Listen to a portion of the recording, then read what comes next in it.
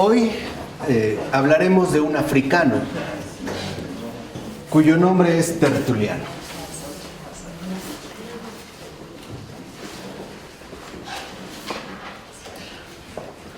Tertuliano fue un africano que entre más o menos finales del siglo II e inicios del siglo III después de Cristo inaugura sobre todo la escritura en latín. De hecho, podemos decir que es con Tertuliano, con quien da inicio la teología en este idioma, es decir, en latín, ¿no? Con Tertuliano aparece ya la teología en latín.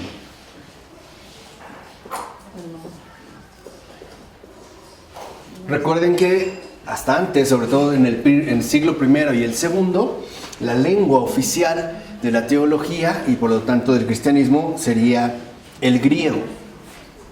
Lo que veremos en el caso de Tertuliano, es también una de las figuras destacadas de la patrística, es que Tertuliano va a ejercer su respectiva influencia en varios niveles. Por un lado, por ejemplo, ejercerá esta influencia desde la cultura y la recuperación justamente de el lenguaje que conforma la cultura clásica hasta el descubrimiento de un alma cristiana común en el mundo, así como la propuesta de nuevas formas de convivencia humana. ¿Vale? Este es, digamos, como a grandes rasgos, el campo de su influencia. Ahora, no se conocen de manera exacta las fechas ni de su nacimiento ni de su muerte. No se tiene una referencia exacta, pero sí se sabe que en Cartago, por ejemplo, hacia finales del siglo II, recibió de padres y maestros una firme y sólida formación retórica, filosófica, jurídica e histórica. ¿Vale? Esta formación es de índole clásico, es decir, sería una formación pagana. Pero después se va a convertir al cristianismo. Al parecer, o todo sería de suponer que esta conversión fue debida al ejemplo dado por los mártires cristianos, ¿no? Encontró en ello, digamos, como una luz para continuar su camino. Y ya comenzará a publicar sus escritos más famosos a partir del año 197. ¿no? O sea, ya hacia finales del siglo II. No obstante, hay un factor en Tertuliano que parece como eclipsar un poco este avance inicial del converso. Y es una búsqueda demasiado individual de la verdad y también un carácter intransigente. Es decir, al parecer Tertuliano era extremadamente riguroso, lo cual poco a poco lo va a conducir a abandonar la comunión con la iglesia e incluso quedar unido hacia el final de su vida hacia la secta del montanismo. Entonces aquí también vemos dos riesgos muy importantes con respecto a el avance en la vida cristiana. Por un lado, una búsqueda individualizada de la verdad, es decir, a la verdad nunca se llega a solas. No es un camino que nosotros podemos recorrer individualmente. La verdad no se encuentra a solas. Solo lo podemos hacer a través de una verdadera comunión. Y una comunión en un sentido muy amplio. De tal manera que nos dejemos orientar y dirigir. E incluso, de ser necesario, corregir. Y por otro lado, el carácter intransigente. O sea, la excesiva rigurosidad. Que puede provenir ya sea, por ejemplo, por el apego desordenado a las propias convicciones e incluso, y quizá esto sería todavía más delicado, por la falta de comprensión y de caridad hacia los demás, ¿no? De tal manera que nuestras exigencias se vuelvan de tal manera marcadas o rígidas que terminemos por provocar rupturas y distanciamientos. Ahora, es famoso, sobre todo en Tertuliano, esta teología en latín, el carácter apologético o de defensa que va a elaborar y que de hecho en su apología o en su ejercicio apologético estarán o tendrán como finalidad dos propósitos u objetivos principales. Uno, confrontar de manera seria, de manera honesta, intelectualmente honesta, las graves acusaciones que se dirigían, en este caso, contra la nueva religión, o sea, los ataques del paganismo. Por un lado, la apología busca hacer frente a los ataques del paganismo. Y por otro lado, en el caso de Tertuliano, se ve de manera más positiva la necesidad de comunicar el mensaje del Evangelio en un diálogo abierto con la cultura de su tiempo.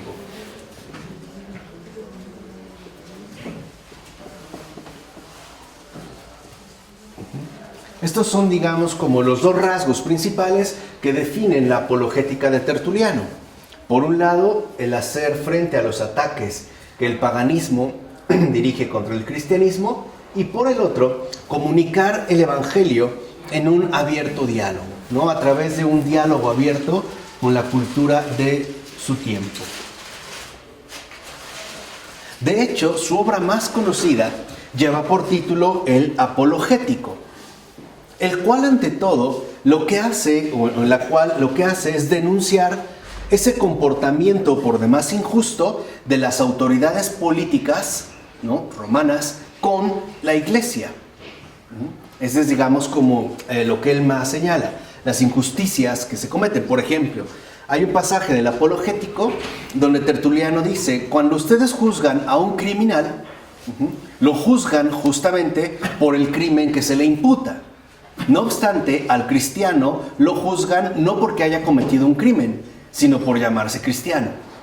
De tal manera que ustedes entonces juzgan sin un crimen y por lo tanto estarían cometiendo una injusticia.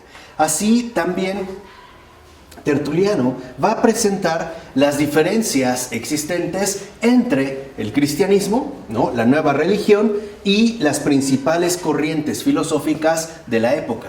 O sea, también en este caso, en la apología, Tertuliano lleva a cabo un contraste, ¿no?, del cristianismo, contrasta el cristianismo con la filosofía. Vamos, entiéndase filosofía por las corrientes filosóficas más representativas de su respectiva época. Y además expresa y manifiesta el triunfo del espíritu, que opone a la violencia de los perseguidores la sangre, ¿no?, y destaca el sufrimiento y la paciencia de los mártires. Dice Tertuliano en el Apologético: aunque sea refinada vuestra crueldad, no sirve de nada. Más aún, para nuestra comunidad constituye una invitación. Después de cada uno de vuestros golpes de hacha, nos hacemos más numerosos.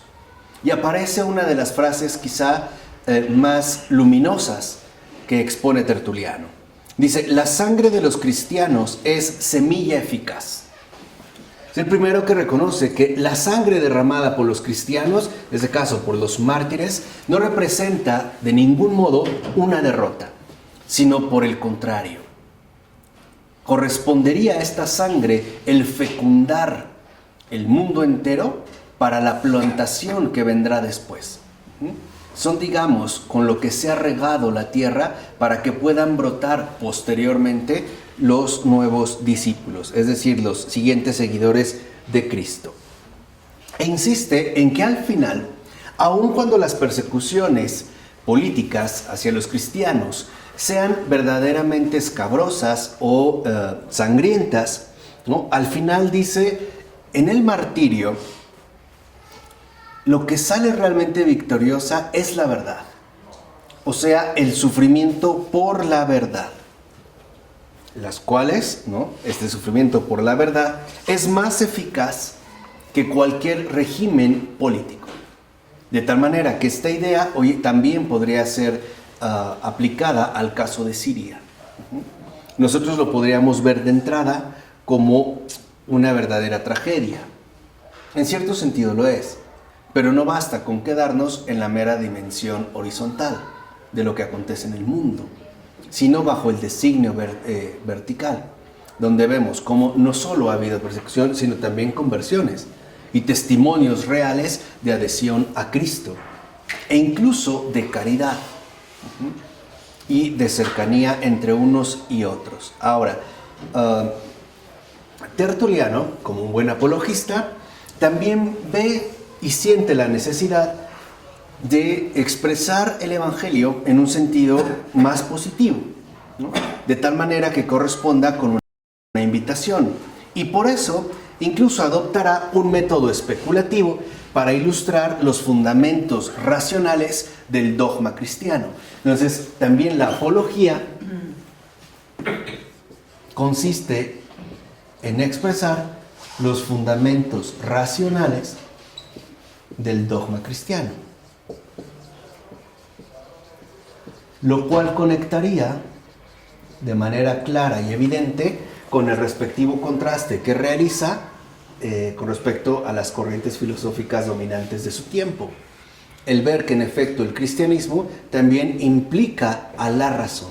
Es más, estaría sostenido en último término por la razón con mayúscula, que sería justamente el logos, ¿no? Tal como lo expresa la palabra en griego. Aunque nosotros, ciertamente más latinizados, hemos perdido esta connotación de logos, porque utilizamos más bien la expresión verbo, lo cual al menos no de entrada hace una vinculación directa con la dimensión de la razón.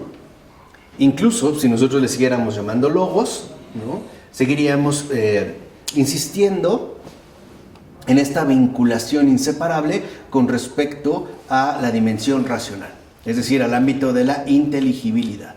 Pero bueno, un acontecer histórico. Ahora, aquí lo que sucede, ¿no?, es que Tertuliano, para poder establecer los fundamentos racionales del dogma cristiano, en tanto una tentativa apologética, va a tratar de profundizar en la descripción del Dios de los cristianos, que en efecto, como sabemos, es uno y trino, lo cual, ¿no?, dará un paso enorme con respecto al desarrollo del dogma trinitario.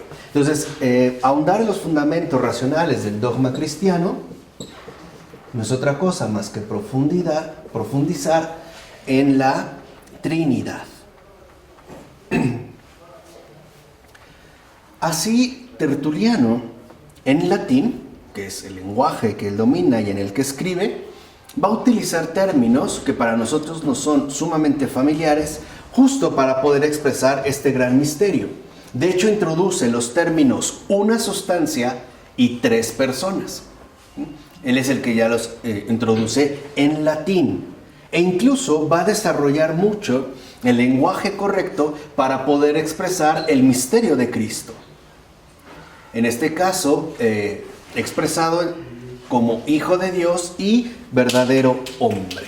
Asimismo, Tertuliano hablará del Espíritu Santo y va a intentar demostrar su carácter personal, o sea, realmente perteneciente al misterio trinitario, sino que es Dios y por ende también divino. Dice Tertuliano: creemos que según su promesa, Jesucristo envió por medio del Padre al Espíritu Santo, el Paráclito, el santificador de la fe de quienes creen en el Padre, en el Hijo y en el Espíritu. Entonces aquí ya hay una referencia importante, y es que la creencia, es decir, la adhesión de fe a la Trinidad, conduciría justamente a la santificación. Y esta santificación está vinculada con la obra del Padre, del Hijo y del Espíritu Santo. Así, cuando nosotros, por ejemplo, nos persignamos y utilizamos esta misma expresión, en el nombre del Padre, del Hijo y del Espíritu Santo, lo que realmente estamos haciendo, o al menos eso se supone, es permitir la obra santificadora de la Trinidad. Y eso lo deberíamos de tener muy presente. Por eso nosotros nos persignamos por el frente, ¿vale? Ese es, digamos, lo que a mí me abre las puertas a la santidad. Es la puerta que tengo que cruzar. Y esta puerta tiene forma de cruz. No hacemos un círculo, un triángulo o lo que quieran. Hacemos una cruz. Bueno, ahora, en sus textos también aparecen varios pasajes dedicados a la iglesia, a la que Tertuliano reconocerá siempre como madre. Empieza a hablar también, ¿no?, ya desde la teología en latín, de la iglesia como madre. Y esto nunca lo olvidó. O sea, Tertuliano, aun cuando se adhirió al montanismo, no olvidó jamás que la iglesia es la madre de nuestra fe y madre de nuestra vida cristiana. Entonces también aparece la iglesia, figura de la iglesia como madre. Madre en la vivencia de la fe. También sus escritos son importantes para poder descubrir algunas tendencias que estaban vivas en las comunidades cristianas acerca, por ejemplo, de María Santísima, Madre de Dios, o sobre los sacramentos, la Eucaristía, el matrimonio, la reconciliación, el primado de Pedro, sobre la oración, etc. Ahora, recordemos que en aquellos años, donde los cristianos parecían una minoría perdida, el apologista exhorta ante todo a la esperanza. Es uno, digamos, como de los elementos centrales de la obra de Tertuliano. El exhortar a la esperanza, que, de acuerdo con sus escritos, no es solo una virtud, sino, y esto es lo más importante, me parece a mí, todo ello fundamentado en la cuestión de la esperanza, que no solo se limita a una virtud, sino una modalidad que afecta todos los aspectos de la vida cristiana. O sea, de hecho, la esperanza sería la modalidad que afecta y configura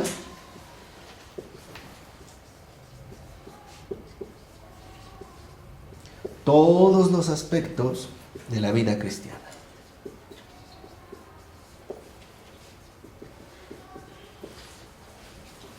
O sea, para Tertuliano, la esperanza no es una cuestión meramente secundaria o marginal, sino determinante para la verdadera experiencia creyente, porque es justo la esperanza esta modalidad de vida, es decir, modalidad de vida eterna, que va a afectar y por lo tanto a configurar todos los aspectos, ¿no?, de la vida cristiana.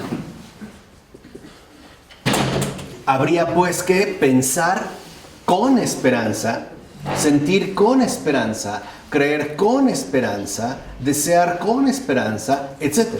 Sería precisamente, ¿no?, como el hilo primordial para poder configurar la verdadera existencia cristiana.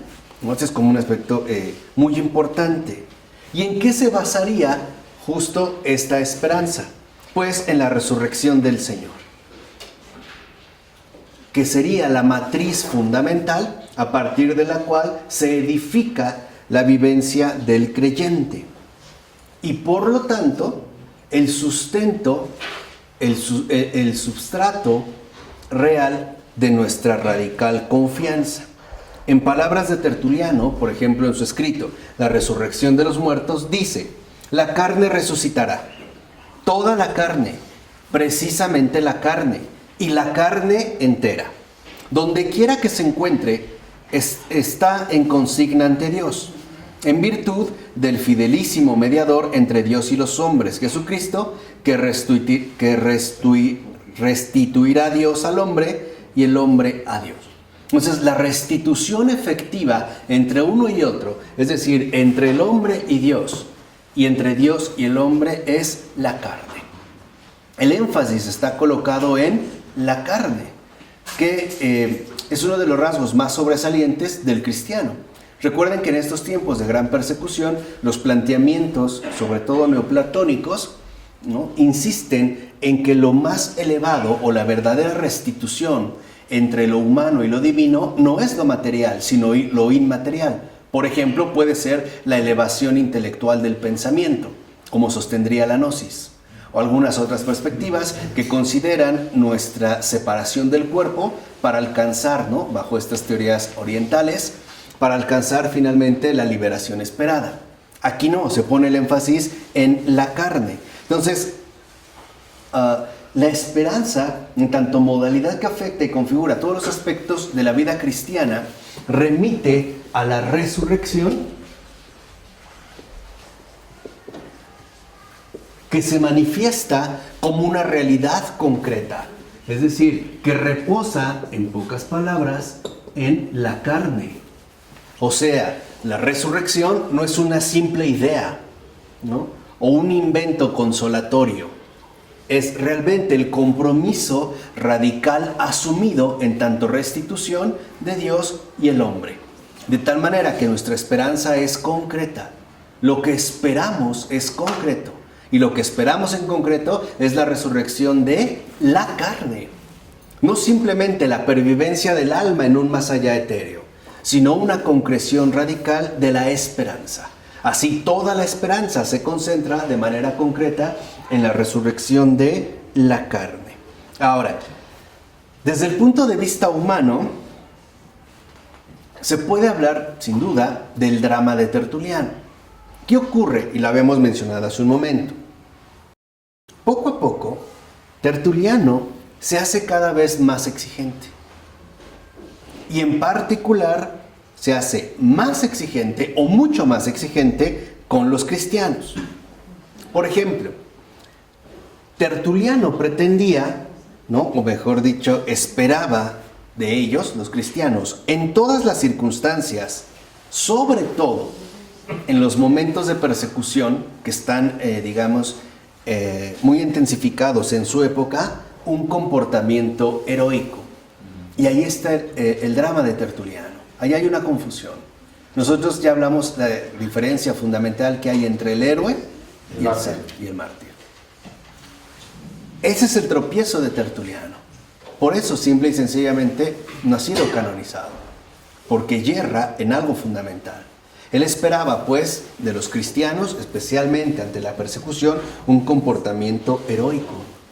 Lo cual es exigir algo que definitivamente no corresponde con la realidad concreta de la propia ¿qué? De la propia carne. De hecho, el mártir es el que se rinde ante la obra de Dios. Acepta su derrota y por lo tanto el triunfo del Señor. Comportarse como un héroe es querer ensalzarse uno mismo. Y por lo tanto equivocarse, pues, ¿no? Es decir, cometer un error.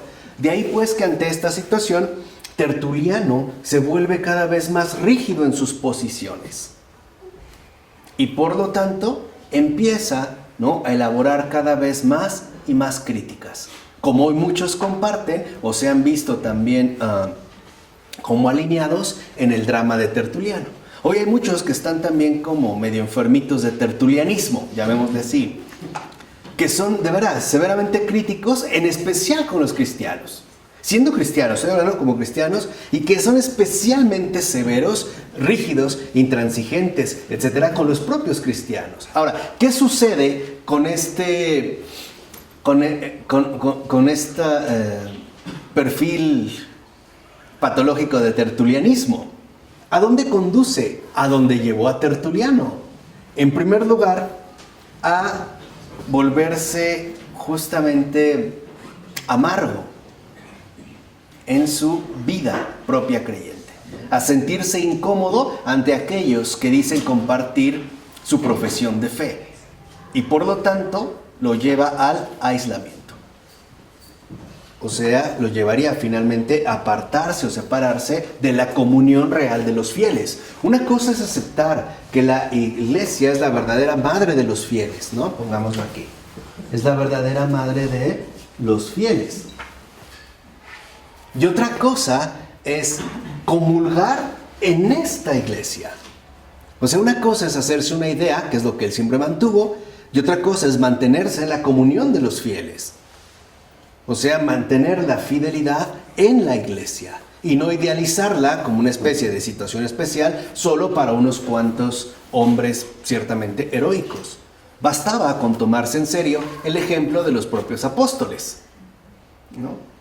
El hecho de que en los evangelios se mencione que cuando Jesús es crucificado, incluso apresado, todos se fueron, ahí vemos que no se trata de héroes, sino seres de carne y ¿qué? Hueso. E incluso vemos que Jesús no los reprende por ello, sino por otras cosas. No porque no sean héroes, sino porque no son lo suficientemente caritativos. Recordemos al propio apóstol Juan. Claro, ahorita sabemos que es el apóstol del amor, el discípulo amado. Pero en un momento que llegan a un poblado, ¿no? Y no los reciben, es el primero que le dice a Jesús: ¿quieres que mandemos a traer fuego del cielo y quemamos a todos estos? No era tan amoroso. Y Jesús lo corrige. Pero no le molesta que no sean héroes. Simple y sencillamente era tomarse en serio la realidad de la carne. Entonces, ¿qué falta en Tertuliano? Vamos a lo que les decía, ¿no? Este síndrome tertulianista. Se ve que le falta sencillez. Lo más importante, humildad. En Tertuliano se va erosionando poco a poco, y es una tentación que podemos padecer todos, ¿no? Por eso también aparece aquí como una advertencia, una falta de humildad para integrarse en espíritu y en verdad en la iglesia. De tal manera que en lugar de que haya humildad, se puede empezar a generar arrogancia. E incluso esta ausencia de humildad nos puede llevar a exigir algo que en efecto no se puede. Elaborar duras críticas, ¿no? Juicios muy severos y sobre todo incapacidad para aceptar el realismo que nos desborda y que pertenece a la iglesia. Por ejemplo, aceptar sus debilidades e incluso el ser comprensivo con los demás y también con uno mismo. Entonces, aquí es donde vemos un aspecto fundamental que es ejemplo para muchos que hoy en día se llaman teólogos y que en realidad no serían más que otros tertulianos. La característica esencial, dice Ratzinger, de un gran teólogo es la humildad. La humildad que lo conduce a permanecer en la iglesia, es decir, estar con la iglesia. De tal manera que esta humildad le permite aceptar las debilidades propias y ajenas. Porque en todo caso, solo Dios es santo. Y nosotros queremos estar con el santo para que nos santifique. Esto significa que en humildad reconocemos que aunque tengamos enormes avances, aunque nosotros lográramos, ¿no? Darnos un paseo dominical por el tercer cielo, aunque hoy habláramos con Santa Teresa de Jesús y mañana con San Juan Crisóstomo, mientras vivimos en este mundo, estamos necesitados de perdón. De tal manera que esta necesidad de perdón nos hace mucho más sensibles, comprensivos y sobre todo caritativos con la realidad propia de nuestro acontecer creyente. Entonces, Tertuliano es un testigo interesante de los primeros tiempos de la iglesia, o sea, de esta configuración de lo que hoy en efecto nosotros ya llamamos la nueva cultura, ¿no? O sea, la comunidad cristiana.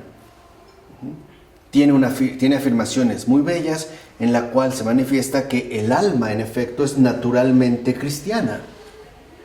¿Por qué? Porque estaría, arraigada en la verdad. También su permanente vocación de los valores humanos y cristianos. E incluso, ¿no? Él llega a mencionar, fíjense, esto es curioso, en el Apologético, que el cristiano no puede odiar ni siquiera a sus enemigos. Nosotros decimos, mucho menos a sus hermanos. ¿Entiende? Si Tertuliano dice que no se puede odiar ni siquiera a los enemigos, menos a sus hermanos, menos se puede odiar a sus propios hermanos, además en sus debilidades. Porque la regla fundamental, dirá Tertuliano, es la no violencia. Así lo que nosotros podemos aprender de Tertuliano es esos claroscuros que pueden presentarse en todo aquel que en efecto decide seguir a Cristo. Porque no solo hay que seguir a Cristo, hay que dejarse guiar por Él. No olvidar que es Él el que va por delante y no nosotros. Él es el pastor. No juguemos a ser pastorcitos, y menos de pastorela. Realmente tomémonos en serio el papel de seguidores. Él es el camino, vamos tras sus pasos. No queramos ser líderes, porque el verdadero líder es Él, porque solo Jesús es el Rey de Reyes. Así aprendamos a mirar las cosas desde Jesús y entender que así como nosotros vamos detrás de Jesús, y la verdad es que a duras penas mantenemos el paso, los que van a nuestro lado también tienen sus propias dificultades. Y estamos allí para acompañarnos, para ser más bien sirenaicos, ¿no? Como Simón de Cirene, y ayudar al otro en lo que podamos a que no quede rezagado, a que no se quede atrás. Y reconociendo que aunque nosotros vayamos muy adelantados, aún no hemos llegado, porque siempre Jesús está delante de todos. ¿De acuerdo? Vamos a dejar hasta aquí. En nombre del Padre, del Hijo, del Espíritu Santo. Amén.